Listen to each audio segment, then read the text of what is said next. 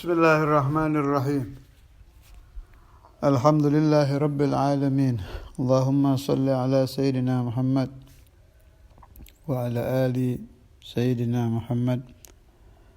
Amma ba'd. Wa naktubu ma qaddamu wa atharahum. Yakni na'muru, kami Allah memerintahkan kiraman katibina, malaikat-malaikat yang mulia, katibina yang bertugas menjadi pencatat-pencatat amal manusia, bi an yaktubu a'malahum minal khairi wasyarri. Tugas mereka itu diperintahkan mencatat amal-amal mereka minal khairi, dari amal yang baik, wasyarri, dan amal yang buruk. Waqala, dan berkata ba'dul mufassirina, sebagian ahli tafsir, al-muradu, yang dimaksud bi'atharihim dengan ayat maqaddamu wa atharuhum. Apa makna athar? Khatawatuhum ilal masjidi, langkah-langkah mereka ke masjid. Sekarang bagaimana kalau ke masjidnya naik sepeda kaki atau sepeda motor atau mobil? Ya tetap perputaran ban itu mengandung pahala, hanya banyaknya pahala orang yang berjalan kaki dengan yang naik mobil lebih besar yang berjalan kaki. Kaidahnya ats-tsawab ala qadri ta'ab.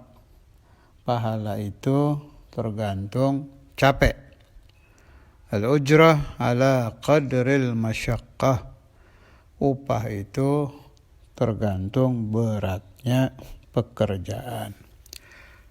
Tapi bolehlah di sini kita berpikir sedikit. Al-Imam Al-Ghazali mengajarkan kita khauf dan raja. Jadi antara khauf, takut kepada Allah, takut kepada siksa Allah, dengan raja, berharap pahala Allah, serta berharap rahmat Allah, itu harus imbang. Kita bahas sekarang raja. Rumusnya memang seperti tadi. Semakin capek, pahala semakin besar. Sahih. Saya tidak menentang rumus itu. Tapi kita diajarkan oleh ulama-ulama itu ada a'malul qulub, ada a'malul jawarih. Ibadah jasmani dengan ibadah ruhani. Orang sholat duha 12 rakaat. Ada yang sholat duha 2 rakaat. Tetapi nyatanya nanti ketika dibuka catatan amal, yang 2 ini bisa jadi pahalanya jauh lebih besar dari yang 12. Kenapa? Ada a'malul qulub di pelaku 2 rakaat lebih hebat dari a'malul jawari di pelaku 12 rakaat. Itu memang jauh itu. Dulu waktu saya ngaji di Syekhuna Abu Yahya radhiyallahu taala anhu wa rahimahullah wa askanhu fasiha jannatih. Beliau waktu itu terkenang kepada Syekhuna Samahatul Sadr Imam Al-Hafidh Al-Musnid Al-Qutub Al-Habib Abdullah bin Abdul Qadir bin Faqih radhiyallahu ta'ala anhu. Yang mulia itu amal jawarihnya sedang lah, enggak seperti orang-orang yang melakukan tirakat-tirakat berat. Sama Maulana Imam Al-Habr Al-Qutub Al-Habib Abdul Qadir juga seperti itu. Tapi kenapa bisa sampai kepada qutbiyah, bisa sampai kepada makom ini? Itu kata Syekhuna Abu Yahya, sebab Sadr Imam itu amalnya amal qalbi, amalul qulub, yang sempat disebut sama Syekhuna Abu Yahya waktu itu dalil ini. Wala dzarratun min dzawil yaqin khairun min amthalil jibali min ghairihim. Yaitu dalil Buya, saya masih ingat itu. Wala dzarratun, satu dzarrah. Dzarrah itu benda yang paling kecil. Min dzawil yaqin, dari orang-orang yang sampai maqam ainul yaqin, haqqul yaqin, khairun min amthalil jibal, lebih baik daripada orang-orang yang amal zahirnya setinggi gunung-gunung, min ghairihim, tapi dia tidak sampai ke maqam ainul yaqin dan haqqul yaqin. Jadi harus bagaimana ini? Kalau saya punya pendapat begini, karena kita ini kelas awamul muslimin, ya sudah, namanya awam, amal jawarih ya harus diperkuat. Kita jangan pura-pura bisa seperti Ustadz Imam, seperti Imam Al-Habr. Kita kelas awamul muslimin, harus mendahulukan tariqah Ghazaliyah. Apa tariqahnya Imam Ghazali itu? Mujahadatun nafas. Baca aja kitabnya Imam Ghazali. Ayu kitab karangannya Imam Al-Ghazali, isinya mujahadatun nafas. Mau bidayah, mau ihya, pasti larinya ke menentang hawa nafsu. Boleh kita tilik sedikit di sini. Di mujahadatun nafas yang diajarkan Imam Ghazali ada amalul qulub di situ. Asalkan Anda teliti waktu mengamalkan. Caranya begini. Imam Ghazali itu selalu menekankan ibadah itu harus berat.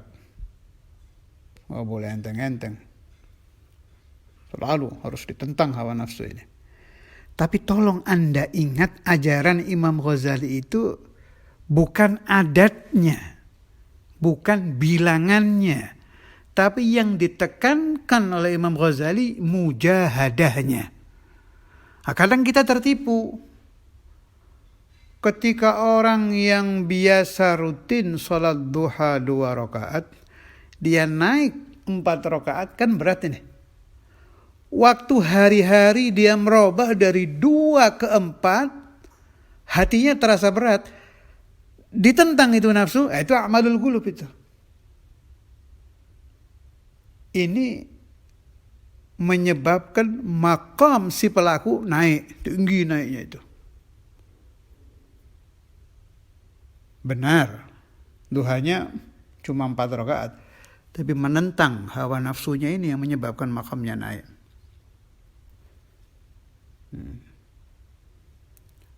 Seberapa naiknya? Tarku syahwatin min syahwatin nafas anfa'u lil qalb min ibadati sanah bisiyamiha wa qiyamiha.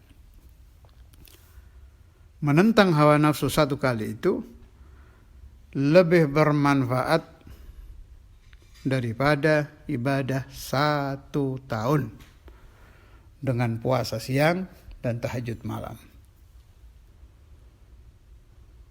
Nah, kalau cara Imam Ghazali, begitu terbiasa menjadi adat, si 4 rakaat ini jadi adat, nah itu udah biasa lagi itu pahalanya 4 rakaat. Itu suruh dinaikkan. Nah, di sini fungsi mursyid itu di situ. Tidak boleh naik dari ibadah bawah ke atas illa bi amri syekh. Nanti gurunya yang naikkan itu. Sebab kalau sudah adat, sudah beda ini. Kata Al-Habib Ahmad bin Hasan Attas, ma ahsanal ibadah idza lam tasir 'adah. Alangkah bagusnya ibadah itu kalau tidak berubah menjadi adat. Sebab kalau sudah menjadi adat, ibadahnya tidak ada itu. Terbiasa aja, kebiasaan baik itu. Naik lagi dari 4 ke 6, nanti dari 6 ke 8, dari 8 ke 12. Nah, gurunya nanti yang mengawasi itu. Setiap ibadah yang di dalamnya ada mujahadah, nilainya sama dengan ibadah sanah kamilah bisiyamiha wa qiyamiha. Kama qala Ibnu Abbas radhiyallahu ta'ala anhuma fi sababi nuzuliha. Sebagaimana Sayyiduna Abdullah bin Abbas radhiyallahu ta'ala anhuma ketika beliau terangkan sabab nuzulul ayat. Apa sebab? Inna qabilatan minal ansari. Sesungguhnya satu kabilah dari kaum Ansar. Syakau ilan Nabi alaihi salamu, mereka mengeluh kepada Nabi Muhammad alaihi salatu wassalam, bu'da manazilihim ilal masjid, jauhnya rumah-rumah mereka menuju masjid. Wa aradu, dan mereka ingin ayyabnu buyutan indal masjid, untuk membangun rumah-rumah di samping masjid. Fa anzalallahu ta'ala hadhil ayata, maka Allah Ta'ala turunkan ayat ini, wa hiya wa naktubu ma qaddamu wa atharuhum. Ini asbabun nuzul menurut Sayyiduna Abdullah bin Abbas radhiyallahu ta'ala anhuma.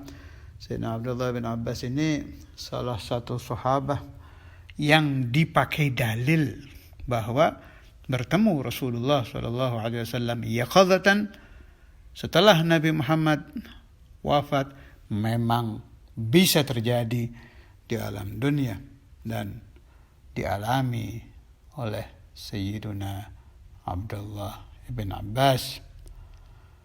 Juga beliau dipakai dalil oleh ulama-ulama ahlu tariqah bahwa ruhani seorang muhib, pecinta kepada Nabi Muhammad sallallahu alaihi wasallam itu bisa benar-benar ittisal, tersambung 100% dengan Nabi Muhammad sallallahu alaihi wasallam. Sebab di akhir riwayat, insyaallah besok saya bacakan dengan rujukannya sekali. Di akhir riwayat yang besok akan saya baca itu,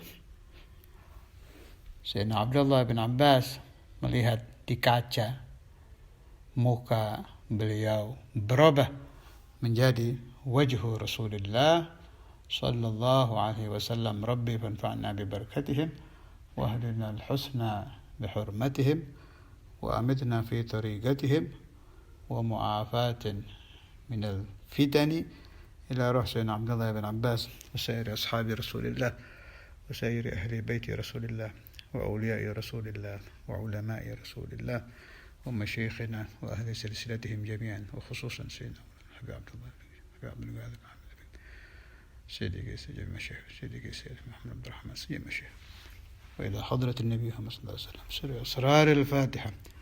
A'udzu billahi minasy syaithanir rajim. Bismillahirrahmanirrahim. Ar-Rahman.